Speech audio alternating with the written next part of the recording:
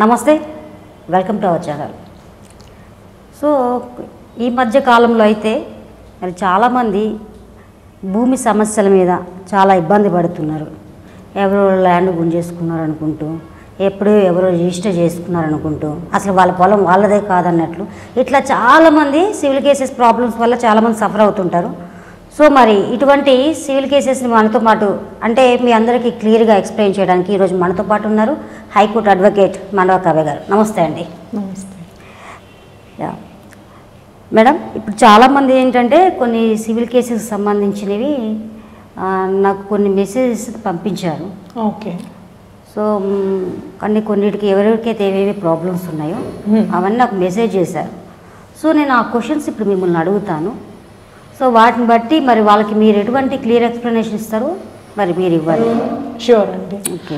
అయితే దీంట్లో ఒకటి చెప్పుకోవాలి, when we are talking about civil cases, case to case, state to state అలా కూడా కొన్ని డిఫరెన్సెస్ వస్తాయి ల్యాండ్ విషయాల్లో ఎస్పెషల్లీ. సో మనము ఇదే 100% అని తీసుకోకూడదు. ఇన్ జనరల్ వాట్స్ ప్రివైలింగ్ నేను చెప్తాను. ఓకే అండి.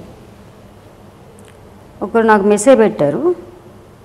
మేడం, మా అమ్మగారు 2006లో ఒక గుంట స్థలం 8,000 రూపాయలకు కొన్నారు. ఊరిలో మేము అక్కడే ఇల్లు కట్టుకొని అప్పటి నుండి ఉంటున్నాం. గ్రామ పంచాయతీలో రిజిస్టర్ చేశాం. కరెంటు, మీటరు, నల్ల, ఇంటి పన్ను ప్రతి సంవత్సరం కడుతూనే ఉన్నాం. అయితే ఆ ప్లేస్ అప్పుడు రిజిస్టర్ చేయలేదు. బాండ్ పేపర్ మీద మాత్రమే రాసి సంతకాలు చేసి ఇచ్చిన పేపర్లు ఉన్నాయి. అమ్మిన వారు ఇప్పుడు కాలం చేసేశారు. వారి కుటుంబ సభ్యులు మాత్రం ఇక్కడ లేరు, అమెరికాలో ఉంటున్నారు. ఇప్పుడు మేము ఈ స్థలాన్ని రిజిస్టర్ చేయించుకోవడం కుదురుతుందా లేదా చెప్పగలరు అని చెప్పేసి అడిగారు. వాళ్ళకి మీరే సమాధానం ఇస్తారు? ఓకే. ఇప్పుడు దీన్ని బట్టి వాళ్ళు చెప్పిన దాన్ని బట్టి వాళ్ళు ఒక స్థలంలో ఇల్లు కట్టుకున్నారు, వాళ్ళ అమ్మగారి స్థలం, that is all fine. So ఇల్లు కట్టుకున్నారు, ఇంటి పన్ను చెల్లిస్తున్నారు, పవర్ బిల్ ఇవన్నీ చెల్లిస్తున్నారు. సో దాన్ని బట్టి మనం ఓనర్ అలా చెప్పలేమండి. Registration is mandatory. Okay. So రేపు వాళ్ళు వేరే వాళ్ళకి ఇవ్వాలన్నా, ఇప్పుడు అద్దెకి ఇవ్వాలన్నా, మనకే ఒక ఇల్లు ఉందనుకోండి, నేను అద్దెకి ఇవ్వాలి, తర్వాత లేకపోతే అమ్మాలి, ఇలాంటి ముఖ్యమైన వాటికి వచ్చేసరికి ఓనర్షిప్ అనేది ఎస్టాబ్లిష్ అవ్వడం చాలా important. Okay. So bond paper మీద రాసుకుని ఉండొచ్చు, బట్ రిజిస్ట్రేషన్ అయితే చేయించుకోవాలి.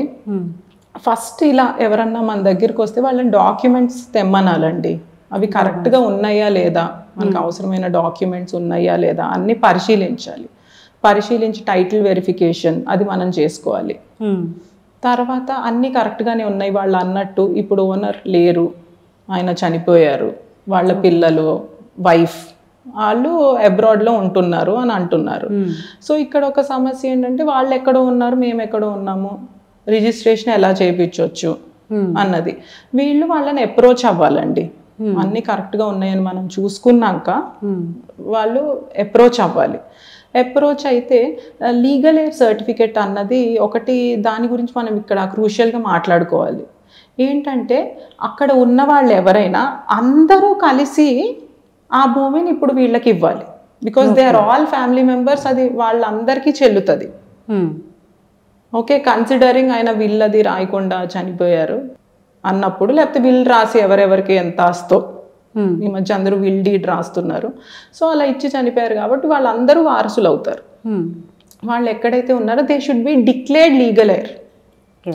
ఎవరో ఒకళ్ళని ఒక కొడుకుని సంప్రదించి అతను సరే నేను రిజిస్ట్రేషన్కి వస్తాను, చేపించేద్దాము, రిజిస్ట్రేషన్ ఆఫీస్కి వెళ్దాము అంటే సరిపోదు.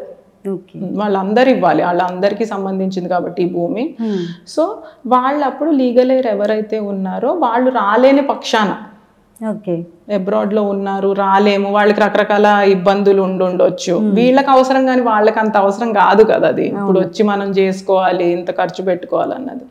సో అలాంటి పరిస్థితుల్లో ఒక ఎస్పీఏ కానీ జీపీఏ కానీ ఇక్కడ ఉన్న వాళ్ళకి ఇవ్వచ్చు, వాళ్ళ నమ్మకస్తులకి, దీంట్లో హెల్ప్ చేసే వాళ్ళకి.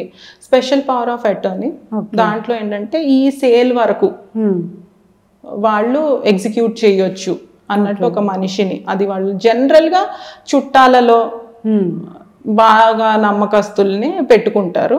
అలా జీపీఏ కూడా జనరల్ పవర్ ఆఫ్ అటార్నీ ఇది ఈ రిజిస్ట్రేషన్ ప్రాసెస్ కంప్లీట్ చేయడానికి ఏ ఇబ్బంది లేకుండా ఎవరు అవస్థపడి తిరగకుండా, ఎందుకంటే అదే మెయిన్ సమస్య అనిపిస్తోంది ఇక్కడ. ఎందుకంటే వీళ్ళు దీంట్లో ఉంటున్నారు, అన్నీ చేసుకుంటున్నారు, వాళ్ళు ఎప్పుడు వీళ్ళ దగ్గరికి రావడం కానీ క్వశ్చన్ చేయడం కానీ ఏం జరగల. So everything is in place. ఒట్టి రిజిస్ట్రేషన్ అయితే సరిపోతుంది కాబట్టి తద్వారా ఈ జీపీఏ ఎస్పీఏ ఎవరికన్నా ప్రొవైడ్ చేస్తే వీళ్ళు రిజిస్ట్రేషన్ చేసుకోవచ్చు. సో యథావిధిగా రొటీన్ అవ్వచ్చు, యథావిధిగా అది రిజిస్ట్రేషన్ ఉంటుంది. రేపు వీళ్ళకి కూడా అది చాలా బెనిఫిషియల్ కదా, మన ల్యాండ్ అని చెప్పుకోవడానికి మనకి ఈ పేపర్ కూడా ఇట్స్ ఎసెన్షియల్. వాళ్ళు పొసెషన్ లో ఉన్నారు, ఇల్లు కట్టుకున్నారు, పొసెషన్ లో ఉన్నారు, అక్కడే ఉంటున్నారు, but still title is also important. ల్యాండ్కి వచ్చేసరికి టైటిల్, పొసెషన్ ఈ రెండు ఒకళ్ళ దగ్గర ఉండాలి. Then it's like they have clear title, position కూడా ఉంటే ఇంకా ఏ ఇబ్బందులు రావు. లేకపోతే రేపు వేరే ఇబ్బందులు తలెత్తొచ్చు లీగల్ ఎయిడ్స్ ద్వారా, ఎలా అయినా రావచ్చండి. ఇప్పుడు మనకి కాగితాలు సరిగ్గా లేవు, ఆ ల్యాండ్ మనదైనప్పుడు మనం అక్కడ లేము అన్నప్పుడు ఎలాంటి డిస్ప్యూట్ లిటిగేషన్ స్టార్ట్ అవ్వచ్చు. థ్యాంక్ యూ సో మచ్ అండి. సో మరి ఇంత బాగా మరి వీళ్ళ ప్రాబ్లమ్స్ని అయితే మంచిగా క్లియర్గా అర్థమయ్యేలాగా చెప్పారు.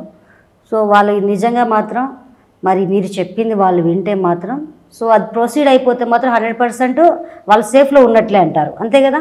అవునండి. ఓకే, సరే చూసారు కదా ఎవరైతే మరి నాకు కామెంట్స్ పెట్టారో మరి వాళ్ళకి చెప్తున్నాను. సో మరి మేడం చెప్పింది అది యథావిధిగా మీరు ఫాలో అవుతే మీరు అనుకున్న ల్యాండ్ని మళ్ళీ మీరు ఏమంటారు, మొన్న లాస్ట్ టైం ఎట్లా బాండ్ పేపర్స్ మీద సైన్ చేసి ఉన్నాయి అంతే అన్నారు. సో మరి అవే వాటిని కావాలి అంటే మేడం చెప్పిన విధంగా అది ఫాలో అవ్వండి, మీ పేపర్స్ అన్నీ మీ పొలం మీకు వస్తుంది. Thank you so much.